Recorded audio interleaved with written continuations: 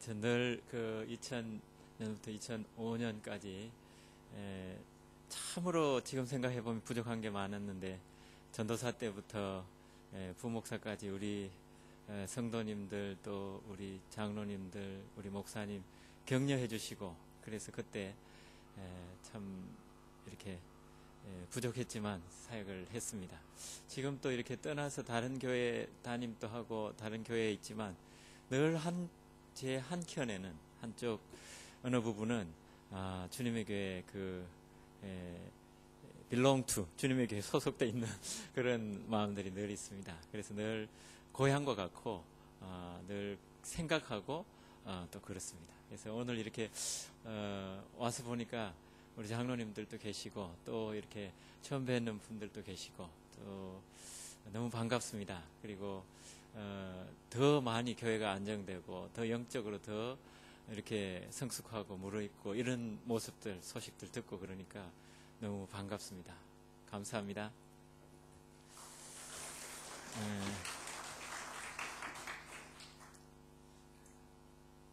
제가 한번 기도하고 다시 한번 더 기도하고 말씀 나누겠습니다.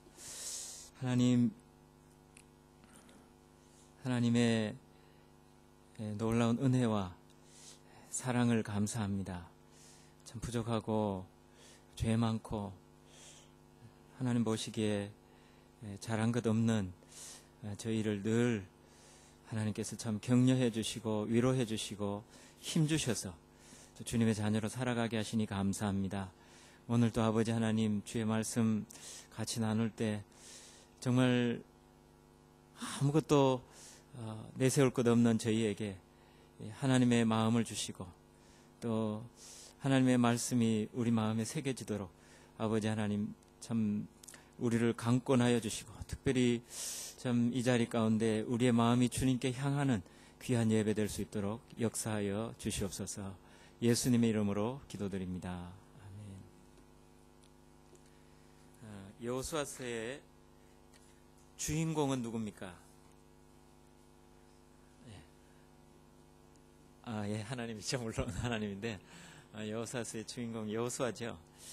여호수아인데 참 수많은 전쟁을 승리한 지도자입니다.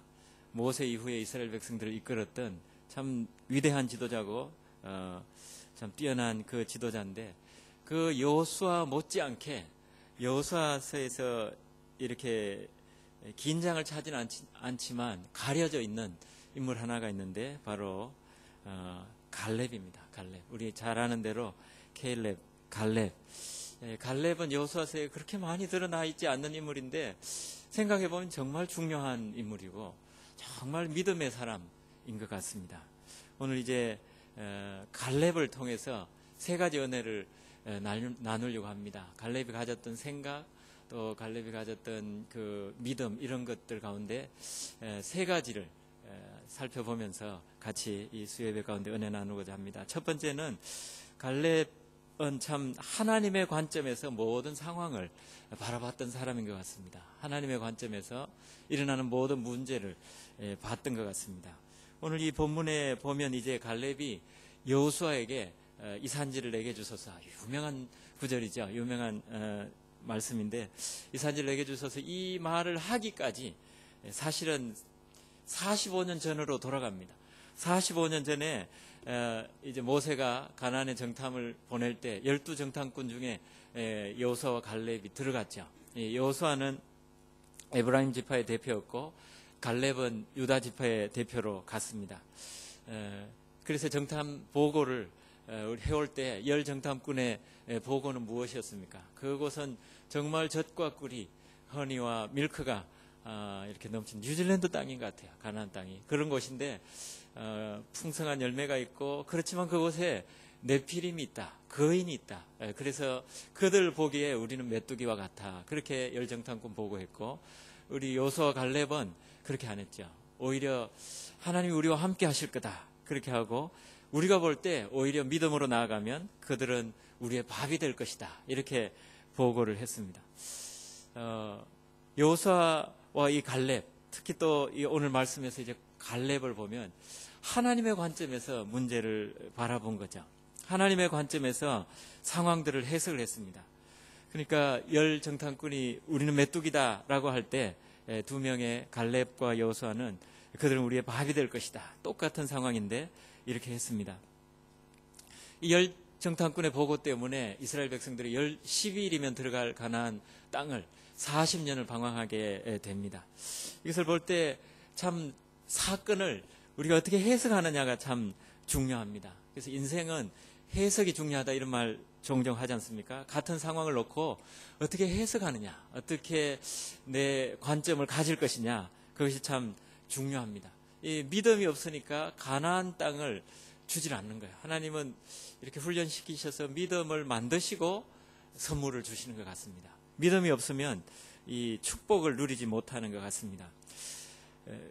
우리가 오늘날도 참 해석을 잘 해야 되는데 어떤 문제를 가지고 하나님의 관점에서 해석하는 그런 일들, 그것이 우리의 삶의 고민입니다. 사실은 이렇게 설교를 하기보다는 실제로 사실은 우리가 솔직하게 오늘 또 얼마나 많이 염려하고 왔습니까? 오늘도 하루 종일 저도 오늘 한두 가지 문제로 실험하다가 기도하다가 또 염려가 돼서 눌렸다가 다시 또 맡겨드렸다가 이런 늘 그런 상황이지 않습니까? 그게 우리의 삶이고 우리의 생활인데 이 갈렙을 우리가 볼 때 정말 그런 문제를 하나님의 관점에서 보고 하나님께 맡기고 나아갔다는 것, 그게 참 대단하죠. 옛날 우리 어르신들이 많이 불렀던 참 찬송가가 좋은 건 그런 것 같아요. 찬송가가 좋은 것은 그 신앙 고백이 그대로 다 묻혀 있고 더 깊은 그 신앙이 배어지니까 느껴지니까 찬송가가 좋은 것 같습니다. 우리 요즘 이제 바뀐 새 찬송가의 373장에 보면 고요한 바다로라는 찬양이 있습니다. 우리 한번 보십시오. 고요한 바다로 373장. 아마 어르신들이 많이 불렀던 그 찬양입니다. 고요한 바다로. 그 찬양 우리 한번 같이 불러볼까요? 같이 1절하고 1절 2절까지만 부르도록 하겠습니다. 같이 한번 불러보겠습니다.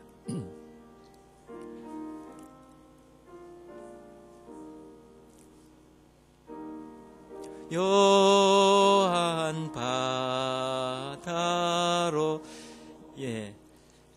저 천국 향할 때 주 내게 순풍 주시니 참 감사합니다. 2절입니다. 큰 물결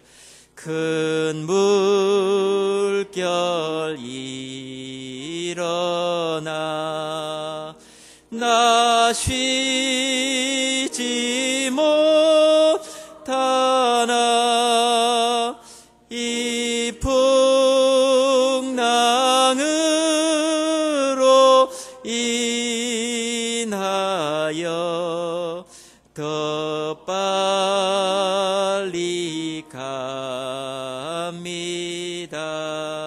2절까지만 하겠습니다. 아직 바뀐 찬송가 안 쓰나 보시죠. 503장이었습니다. 옛날 찬송가로. 여기 보면 1절에 고요한 바다로 저 천국 향할 때 주에게 순풍 주시니 참 감사합니다. 삶을 살아가면서 순풍을 만났을 때 인생에 아무런 어려움 없이 탄탄대로로 걸어갈 때 얼마나 감사합니까? 감사하고 또 하나님께 기뻐하고 그러죠. 그런데 2절에 보니까 큰 물결 일어나 나 쉬지 못하나 이 풍랑이 나여 더 빨리 갑니다. 참 우리 어르신들의 신앙 고백이죠. 큰 물결 일어나 나 쉬지 못하나. 풍랑을 만났습니다. 바다 가운데 폭풍을 만났고 또 파도를 만났습니다. 그러나 이것 때문에 불평하고 원망하고 죽겠다 하고 그러는 것이 아니라 이 풍랑으로 인하여 더 빨리 배가 나가는 것 때문에 감사한다. 그렇게 신앙 고백을 우리 얼마나 많이 어르신들이 이 옛날에 이걸 암송하고 외우고 이렇게 하셨습니까? 고난이 왔을 때 우리가 힘들고 어려움이 찾아왔을 때 이 고난 때문에 우리가 주님께 더 가까이 나아갈 수 있고 이 고난 때문에 주님의 은혜를 더 깊이 깨닫고 주님을 알게 되고 그러지 않습니까? 그러니까 우리 삶은 인생은 해석이 중요하다는 거죠. 우리 삶에 어떤 문제가 있는 것이 중요한 것이 아니라 그 문제를 과연 어떻게 해석하느냐가 중요하다라는 것이죠. 우리 또 어르신 가운데 옛날 우리 일제시대 때 신사 참배하시고 참 귀한 또 믿음의 본을 보이신 그 안희숙 사모님, 그 죽으면 죽으리라는 그런 책들 있죠. 그 책에 그 이후에 쓰신 책 가운데 있는데 그 책에 나오는 이렇게 짧은 글 중에 이해하세요라는 짧은 글이 있습니다. 이해하세요라는 짧은 글에 이런 글이 쓰여져 있습니다. 이해하세요. 우리 이해하기로 해요. 내가 나를 싸매고 가리고 변호하듯 그럴 수도 있다는 생각을 늘 하기로 해요. 그러면 기쁨이 생겨요. 마음에 평안이 있어요. 세상 사는 것이 재미있어지고 오고 가나 즐겁고 감사하기만 해요. 왜냐고 따지지 마세요. 불행해져요. 미움이 생겨요. 친구가 없어져요. 세상이 캄캄하고 싫어지게 돼요. 이럴 수가 있나 하는 사람에게는 분한 일만 계속되고, 그럴 수도 있지 하는 사람은 마음이 평안해서 건강하지요. 왜 하는 사람은 친구가 없고, 그래요 맞아요 하는 사람은 많은 친구들과 오래 사귀게 되지요. 두고 보자 하는 사람에게는 한 번도 좋은 일이 없고, 아침이 온다 바라는 사람에게는 평안과 존경과 기쁨이 와요. 세상 만사는 모두가 이유가 있기 마련이지요. 그럴 수도 있지 이해하는 습관은 행복을 만드는 신호입니다. 예, 우리 삶 가운데 어떤 일들 보면서 그럴 수도 있지, 또 이렇게 늘 이해하고 그런 삶을 우리 살아가야 되겠죠. 예, 그런 삶을 살 때 그렇게 상황을 보는 거예요. 그런 상황을 그렇게 인생을 해석하는 겁니다. 그러면 정말 우리 삶 가운데 불행한 일들보다 행복한 일들이 훨씬 더 많죠. 우리 어떤 사람들은 일어나지도 않은 일 가지고 그 먼저 염려하고 걱정하고 또 스트레스 받고 불안해하고 그렇게 하죠. 보통 우리가 사람에 따라 다르지만 우리가 염려하는 것의 80%는 보통 일어나지 않는 일이라고 그러죠. 보통 사람들이 염려하고 근심하고 그 일의 앞일에 대해서 또 어떻게 하나, 또 재정에 대해서, 또 가정의 관계에 대해서, 아이들에 대해서 이러나 저러나 이런 것이 80% 정도는 사실은 일어나지 않는 일이라고 그럽니다. 미리 염려하고 걱정한다는 거죠. 또 일어나더라도 사실은 불가항력적인 그런 일들, 정말 하나님께 맡길 수밖에 없는 그런 일들이 대부분이라고 그럽니다. 예, 우리 삶에 불쑥불쑥 우리 삶의 그 어려운 일들이, 순간들이 생각납니다. 오늘 묵상을 해보니까, 이 말씀 가지고 생각해보니까 마치 우리 그 옛날에, 요즘은 있는지 모르지만 한국의 그 두더지 게임 있죠. 두더지 이렇게 망치로 치는 두더지 게임 같이 근심과 염려가 하루 중에 불쑥불쑥 이렇게 오릅니다. 튀어오르고 늘 근심과 염려가 불쑥 오를 때 우리가 이 망치로, 이 성령의 망치로 이 근심들을 누르고 이해하고, 그게 우리 하루의 삶인 것 같아요. 아무리 믿음 좋은 사람도, 목사든 장로님, 죄송합니다만 장로님들도 권사님들도 근심 염려하며 하루를 지냅니다. 그러나 그걸 어떻게 내가 하나님께 맡기고 그걸 정말 누르고 또 감사하고 찬양하고 사는가가 우리의 문제죠. 우리의 정말 믿음이고 우리의 삶을 해석하는 문제입니다. 기도 응답도 우리가 기도하면서 염려하죠. 기도하면서 염려를 많이 합니다. 이 기도 응답도. 그래서 하나님께서 기도를 또 응답해 주세요. 응답해 주시면 또 다른 걸로 또 염려하죠. 이게 우리의 모습입니다. 그러나 늘 우리가 하나님의 관점에서, 이 갈렙처럼 하나님의 관점에서 해석하는 것, 그것이 믿음인 것 같아요. 하나님의 관점에서 해석하고 올려드리고 하나님께 맡겨드리고, 이걸 참 순간순간 하는 것이 우리의 믿음입니다. 우리 주님의 교회 모든 성도님들이 이 삶의 해석을 하나님의 관점에서 해석하는 성도님들 다 되시기를 바랍니다. 첫 번째는 하나님의 관점에서 해석하자 였습니다. 두 번째는 거룩한 소원을 가진 사람 갈렙입니다. 갈렙은 거룩한 소원을 가졌습니다.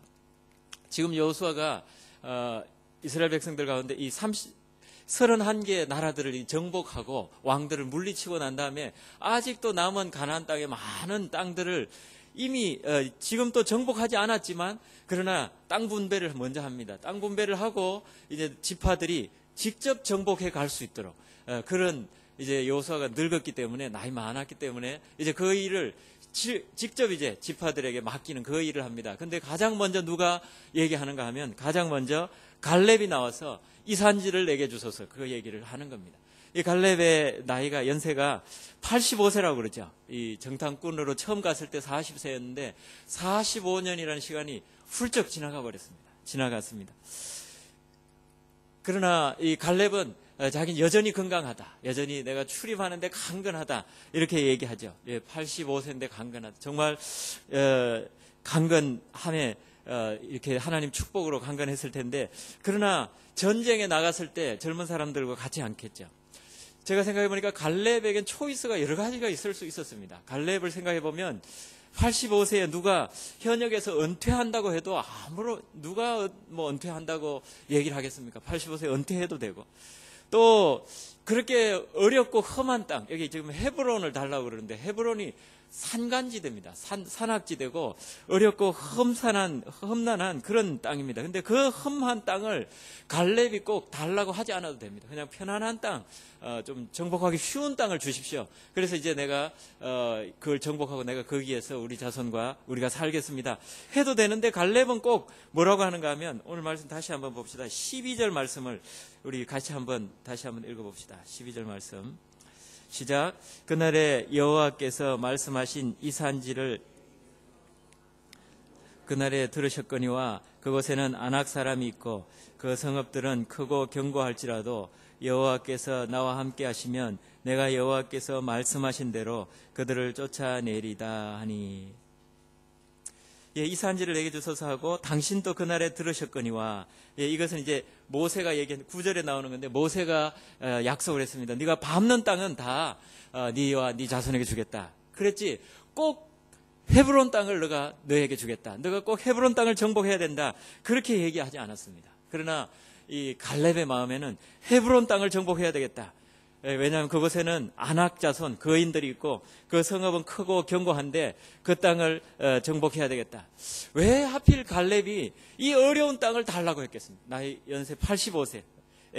갈렙이 정말 쉬운 땅도 택할 수 있고, 또 이렇게 지금 자기가 앞장서서 이렇게 안 해도 됩니다. 갈렙이 무슨 마음으로 헤브론을 달라고 했겠습니까? 한번 생각해 보십시오. 갈렙이 무슨 마음으로 헤브론 땅을 주십시오. 답을 가지고 계십니까?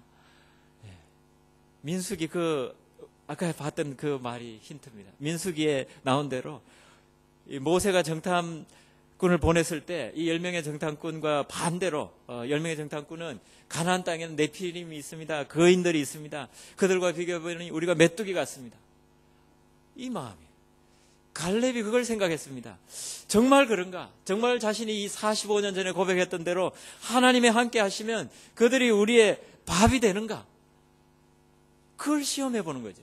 그 마음이 있었습니다. 갈렙은 그 마음 가지고 그 어려운 헤브론 땅을 정복하고자 했던 것입니다. 정말 하나님의 말씀대로 하나님 붙들고 어렵지만 한번 나가볼 때 이 일이 되는가 되지 않는가?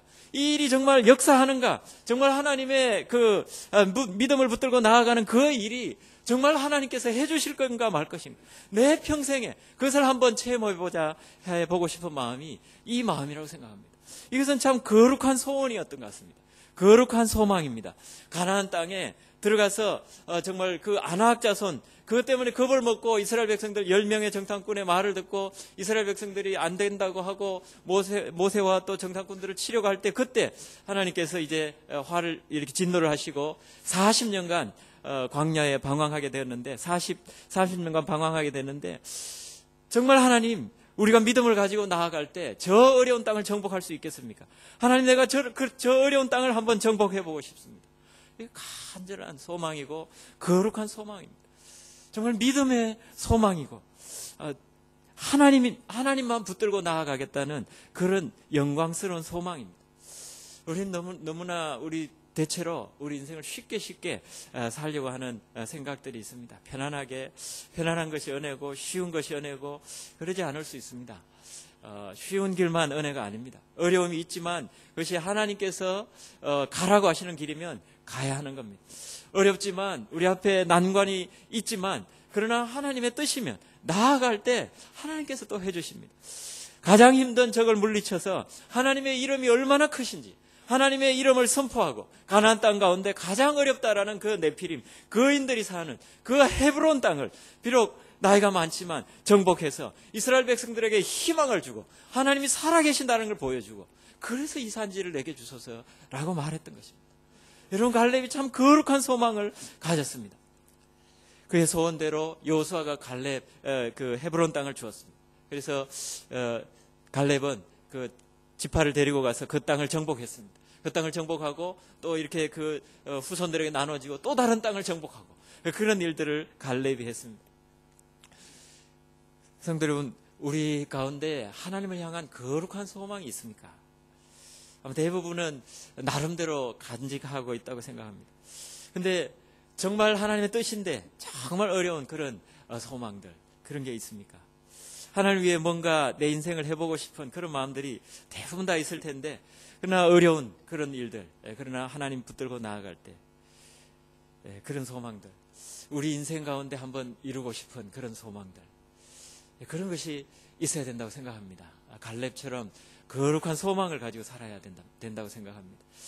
아마 주님에게도 왔다고 생각되는데, 작년 아마 1월인지 2월인지 그때 주님에게 온 목사님 중에 문창욱 목사님이라고 계십니다.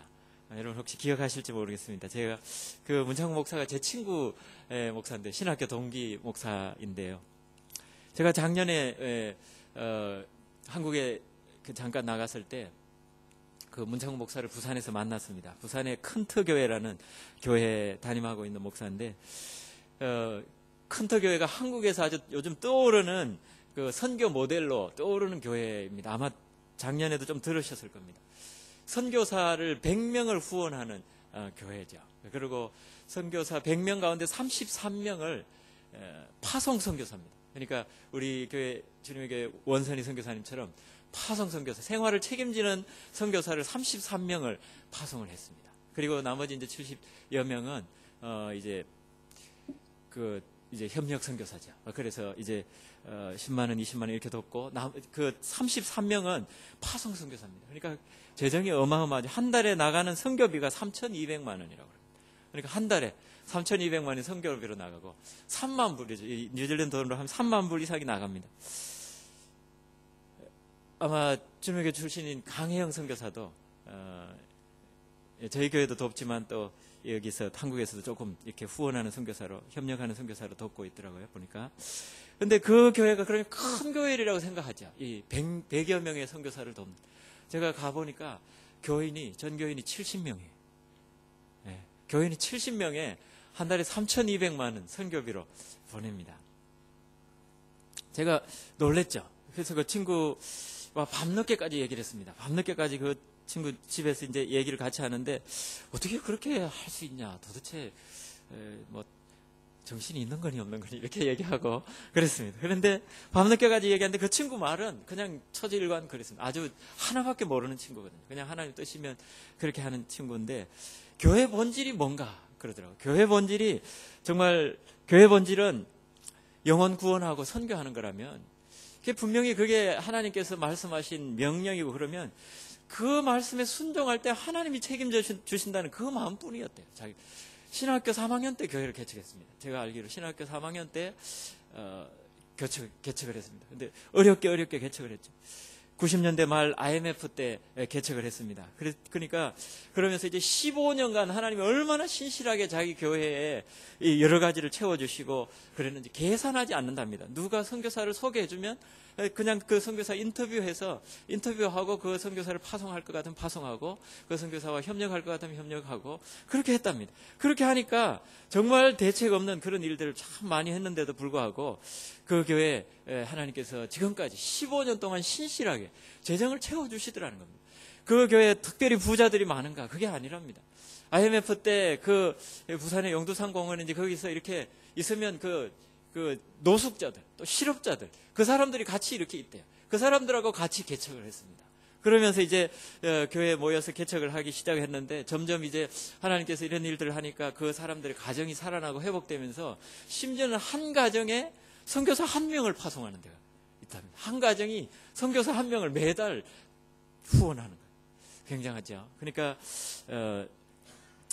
또 이렇게 이제 선교 복음에 이렇게 선교하는데 힘쓰니까 놀라운 일이 일어났다 그러면서 자기가 작년 1월에 이제 뉴질랜드 왔다는 거죠. 제가 와서 왜 내게 연락 안 하냐고 얘기를 했더니만, 그 친구가 이제 친구 목사님 하는 말이, 제가 거기 있는지 몰랐다고 얘기도 하고, 그러면서 하는 말이, 뉴질랜드 왜 왔냐고 얘기하니까 자기가 선교에 이렇게 올인하다 보니까 하나님께서 또 하나의 선물을 주셨는데 무슨 일인가 하면 자기 교회 최근에 어떤 권사님이 오셨는데 그 권사님이 뉴질랜드 어느 시골에 집이 하나 있는데 그 집을 선교사들 휴식처, 선교사들 안식처로 이렇게 이 교회가 관리하도록 이렇게 내놓았다는 겁니다.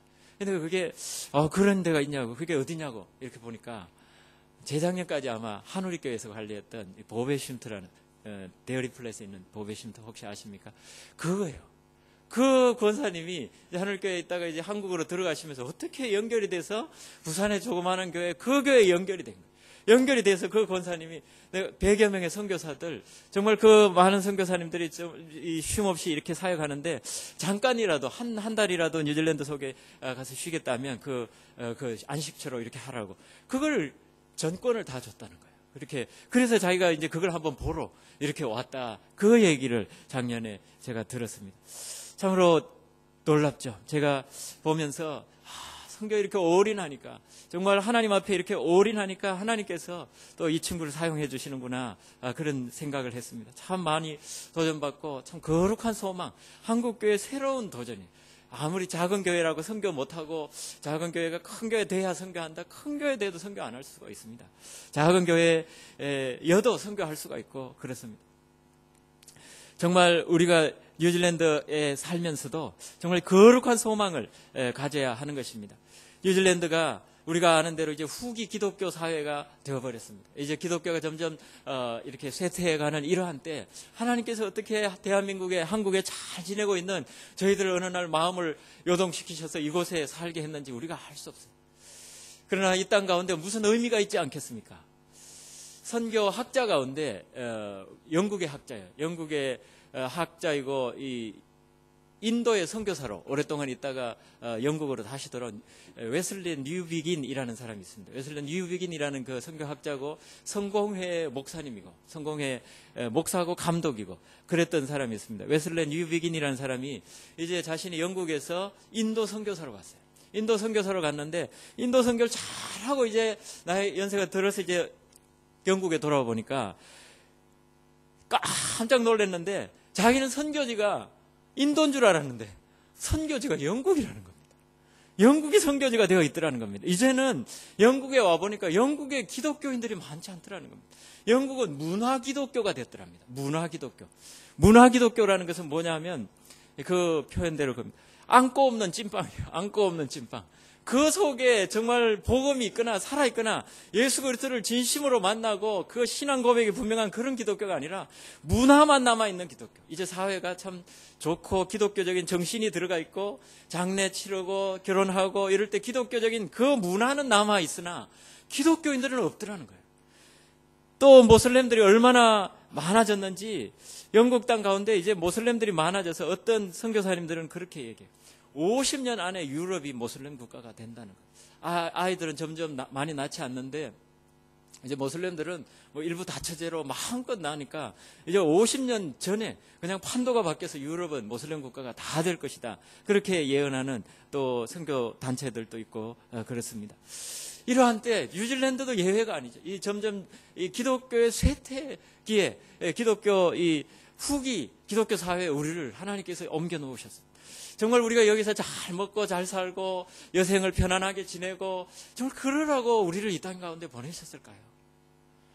정말 우리가 노후 생각하면서 아마 이 땅에 이민 오시고 이 땅에 뭔가 정말 쉼과 정말 좋은 나라, 그 생각은 우리 생각이었을지 모르나 하나님의 생각이었을까요?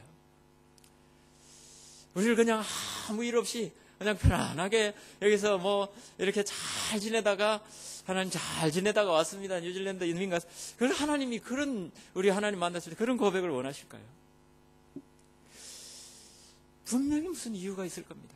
이 땅 가운데 이 후기 기독교 사회 이 뉴질랜드에 와서 정말 이곳에서 같이 깃발을 흔들어 주는 겁니다. 정말 이 기독교가 이 쇠퇴해 갈 때일 때 정말 우리의 빛을 발하고 우리 나름대로 소리를 외치고 정말 기독교가 살아있다는 걸 외치고 정말 이 키위들은 우리 동양 사람들이 기독교인이라는 걸 참 이상하게 생각하죠. 자기 나라가 기독교라고 생각하는데 그런데 점점 기독교 있는 줄어가고 있고 모든 이 나라의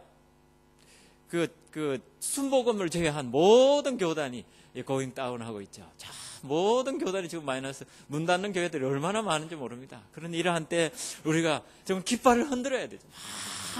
믿음을 잃어가고 있는 사람들에게 깃발을 흔들고, 정말 그리스도가 주인이다, 예수 그리스도가 살아있다, 우리 깃발을 흔들으라고 우리 이곳에 보내주신 거예요. 정말 이곳에서 우리의 사명을 나름대로 꺼져가는 이 불빛 가운데 우리 소명을 외치고, 예레미야와 같고, 또 어쩌면 우리가 디아스포라 사명을 감당한다면 이곳에 우리 아이들이 정말 이렇게 이곳에서 다니엘과 같은 역할을 하고, 또 에스더와 같은 역할을 하고, 그런 역할들을 해라고 우리를 이 땅 가운데 보내주셨지 않겠습니까? 그 사명 감당하라고 우리를 보내주셨지 않겠습니까? 저는 늘 생각합니다. 저는 이 오클랜드에 100만 더 살고 있다는데, 100만이 살고 있다면 몇 명이나 정말 예수 그리스도를 진실로 믿을까? 만약 예수님이 내일 오신다 그러면 몇 명이나 구원받을까? 100만 명 가운데 10%가 안 될 겁니다. 정말 10%가 안 되고 한 5% 정도가 구원받을 수 있다 생각이 듭니다. 저는 뉴질랜드 가운데 사람들, 뭐 기독교 국가라고 하지만 정말 그가 예수 그리스도를 믿는가 생각할 때 5%나 10%, 그러면 나머지 90만에서 95만 정도가 내일 저녁에 예수님이 오시면 90만에서 95만 정도가 지옥에 다 갑니다. 그럼 그 현실을 우리가 늘 자각해야 됩니다. 늘 교회가 그 사명 깨달아야 되고, 그걸 우리가 인지해야 되고, 어떻게든 우리가 우리의 모습으로 깃발을 흔들고 정말 우리 이곳에 하나님 보내신 그 이유를 깨달아야 합니다. 그 일을, 그 사명을 선포해야 됩니다. 그것이 어렵습니까? 어렵죠. 이 갈렙과 같이 어려운 사명입니다. 어렵고 힘든 일입니다. 정말 귀찮고, 또 뭔가 희생해야 되고, 뭔가 내가 내어놔야 되고, 뭔가 정말 내가 편안하지 않는 그런 일들이 우리 삶 가운데 있을 겁니다. 그러나 그렇더라도, 그러할지라도 우리가 하나님 앞에 가서 정말 우리 사명 다 감당하고 왔습니다. 우리 교회로서 사명 다 감당하고 왔습니다. 우리 개인의 사명 다 감당하고 왔습니다, 주님. 그렇게 할 때 주님 얼마나 기뻐하시겠습니까? 우리 주님 앞에서 우리가 그런 말, 거룩한 비전을 가지고 우리 주님의 교회가 정말 거룩한 비전을 가지고 나아가고, 제가 들려오는 소문은 참 망가려서 귀한 역할을 한다고 생각합니다. 정말 귀한 역할들 감당하실 때 더 많이, 더 또 하나님께서 열심히 이 땅 뉴질랜드 가운데 주님에게 사명을 잘 감당하시기를 바랍니다. 두 번째는 갈렙은 거룩한 비전을 마음속에 새겼던 사람입니다. 세 번째 갈렙은 기다릴 줄 아는 사람이었습니다. 갈렙은 기다림의 사람이라고 볼 수 있습니다. 여호수아와 갈렙이 같이 가나안 정탐 보고를 했지만 둘 중에 여호수아만 리더로 픽업이 되고, 모세 이후로 여호수아가 이제 이스라엘 백성들을 이끌고 갔습니다. 이제 갈렙은 말없이 여호수아를 이제 후원하고 돕고 그랬던 사람으로 같이 두 사람 똑같이 보고를 했는데, 한 사람은 이제 기다리는 사람으로 있었습니다.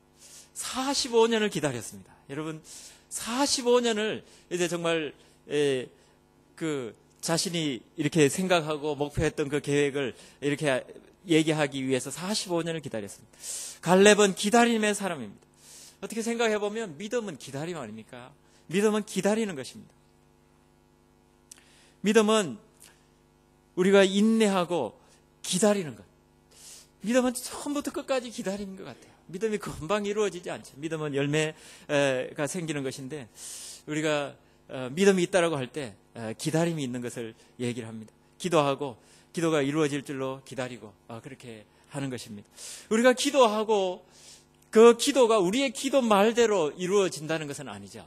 우리가 기도하고 어떤 마음을 가져야 되는가 하면, 우리가 기도할 때 하나님께서 우리 기도를 무시하지 않으시고 하나님의 그 최상의 것을 최상의 때, 최상의 방법으로 응답하시리라는 것을 기대하고 기도하는 거예요. 그겁니다. 우리가 기도한다라는 것은 기도할 때 내 뜻대로 제대로 안 되고 그거 아닙니다. 기도할 때 우리 하나님을 기대해야 됩니다. 그 기대는 뭐냐 하면, 하나님께서 우리의 기도를 무시하지 않는다는 겁니다. 하나님께서 우리의 기도를 들으시고 정말 하나님 생각하셨다가 최상의 것을 최상의 때, 최상의 방법으로 하나님께서 우리에게 응답하신다는 겁니다. 그걸 믿고 기도하는 거죠. 그 시간 중간에 이제 기다림이라는 시간 가운데 늘 믿고 찬양하고 기다리고 나아가는 거죠. 이 기다림은 믿는 사람들에게 있어서 체질화가 되어야 됩니다. 어떻게 보면 정말 믿음이 있다라는 것은 조급해하지 않고 정말 저분이 참 기다림이 있는가, 저분이 오래 참는가, 저분이 참 이렇게 다른 사람 품어주고 기다려주고 인내하고 있는가라는 것으로 볼 수가 있습니다. 세상 속에서도 무슨 일을 이루려고 할 때 기다림이 얼마나 중요합니까? 저는 예전에 그 책도 봤지만 우리 삼국지가 늘 삼국지 가운데 한 인물이 늘 인상적으로 제 이제 신앙생활 가운데 이렇게 되새기는 그 인물이 하나 있습니다. 누군가 하면 사마이라는 사람입니다. 아시죠? 사마이라는 사람입니다. 그러니까 이 유비의 책사는 유비의 그 카운셀을 담당하는 사람 누굽니까? 제갈공명이죠. 제갈공명인데 조조의 책사는 누군가 하면 사마이입니다. 사마이는 절대 속내를 안 드러낸다고 그러죠. 속내를 안 드러내고 사마이가 결국 이렇게 기다리고 자기 때를 기다리는데 이 조조가 죽고 이후에 사마이의 아들들이 황제가 됩니다. 결국은 이제 이 삼국 통일은 누가 하는가 하면 이 유비나 조조나 또 손권이나 이런 사람들이 통일한 것이 아니라 뭐 장비, 관우 이런 사람이 삼국 통일을 이룬 게 아니라 누가 삼국 통일을 이룹니까? 사마이의 아들들이 삼국 통일을 이룹니다. 늘 제가 그 생각을 합니다. 오래 참는 세상 속에서도 오래 참는 것이 덕이라면 믿는 그리스도인들은 참 이 오래 참는 것이 얼마나 중요한가. 오래 참아야지 이런 생각을 나름대로 합니다. 이것이 기다림이 참고 기다리는 것이 믿음입니다. 빌리 그레함 목사님이 올해 아직도 살아계십니다. 여러분 빌리 그레함 목사님 언제 돌아가셨나 생각할지 모르지만 아직도 살아계십니다. 97세 1918년생입니다. 97세인데 100세 가까이 계시는데 아내 되시는 이 루스 그레함은 2007년도에 천국에 가셨습니다.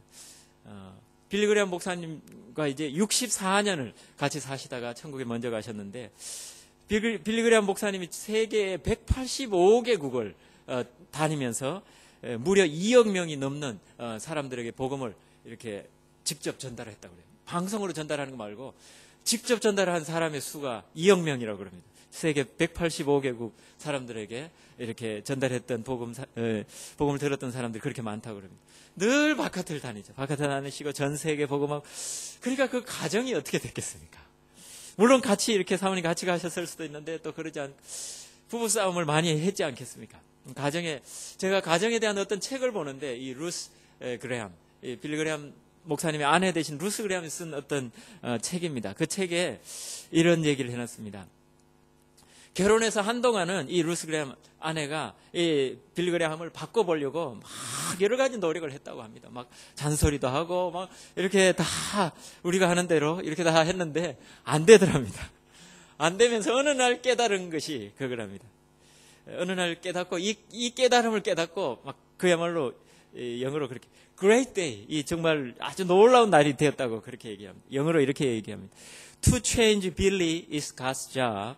My job is love. My job is to love him. 빌리를 바꾸는 것, 남편을 바꾸는 것은 하나님의 일이고 내 일은 남편을 사랑하는 거다. 사랑하는 것뿐이다. 이걸 깨달을 때 어느 날 Great day가 자기 생에 평화가 찾아왔고 너무 그 부부 사이가 좋아졌고 그 이후로는 자기 역할은 남편을 아무리 자기가 바꾸려고 해도 안 바꿔지더래요. 그래서 그들을 인정하고 사랑해주고 그러니까 평화가 찾아오고 서로 사랑하게 되고 그러면서 이제 더 두 사람 사이가 깊어지고 그렇게 했다라는 거죠. 기다려주는 거죠. 서로 기다려주고 인내하고 서로 참아주고 또 격려해주고 이런 거죠. 교회 내 그런 것이 참 필요합니다. 우리 서로 격려하고 사랑하고 기다려주고 우리 서로 또 가정 내에서도 오랫동안 기다려주고 오랫동안 참아주고 정말 우리 자녀들이 나중에 정말 그 자녀들의 앞날을 바라보면서 오랫동안 기다리고 인내하고 이런 것이 필요한 것입니다. 기다리는 것이 믿음입니다. 믿음은 하나님을 기다리는 것입니다. 하나님의 때를 기다리고 하나님의 방법을 기다리고 하나님의 것을 기다리는 것입니다. 갈렙은 세 가지 관점을 가졌던 사람입니다. 첫 번째는 하나님의 관점으로 상황을 바라본 사람입니다. 그들은 우리의 밥이라 같은 상황을 놓고 하나님의 관점에서 해석할 수 있어야 됩니다. 그리고 그 하나님의 관점을 내 마음에 새기고 믿음으로 받아야 되는 겁니다. 두 번째 갈렙은 거룩한 소원을 가지고 있었습니다. 모두가 불가능하다고 생각했는데 그러나 갈렙은 하나님을 위해서 또 하나님의 이름을 가지고 간다면 하나님께서 하시리라 생각하고 나아갔습니다. 그래서 헤브론 땅, 가장 어려운 그 헤브론 땅을 정복하게 되는 겁니다. 또 갈렙은 기다림의 사람이었습니다. 기다려주고 또 오래 참고 45년을 기다리다가 드디어 이 산지를 내게 주소서라고 얘기를 해서 그 뜻을 이루었습니다.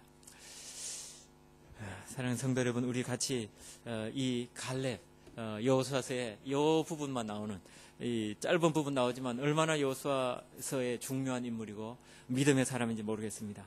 갈렙과 같은 우리 믿음이 되기를 원합니다. 우리 같이 한번 짧게 기도하고 제가 마침 기도하도록 하겠습니다. 우리 인생 가운데 정말 내 관점으로 화내고 염려하고 그러지 않는지 하나님의 관점 바라보고 또 하나님의 관점에서 또 거룩한 소원을 품고 나아가고 우리가 더 기다려주고 우리 그럴 수 있도록 우리 같이 통성으로 한번 기도하도록 하겠습니다.